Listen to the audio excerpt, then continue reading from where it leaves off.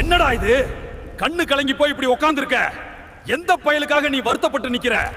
கூடவே இருந்துட்டு குழி பறிச்சவனையும் ஒன்னா தட்டுல சோறு தின்னுட்டு முதுகுல குத்துனவனையும் நினைச்சா விடுடா. மனுஷ பயலுக குணம் அவ்வளவுதான். காரியம் ஆகணும்னா காலை பிடிப்பான், காரியம் முடிஞ்சா உன்னையே மிதிப்பான். ஆனா இந்த கருப்பன் அப்படி இல்லடா. ஒரு வாட்டி உன் கைய நான் புடிச்சிட்டேன்னா என் உசுரே போனாலும் உன் கைய நான் விட மாட்டேன். உனக்கு துரோகம் பண்ணவன் இன்னைக்கு நல்லா சிரிச்சுக்கிட்டு இருக்கிற மாதிரி தான் தெரியும்.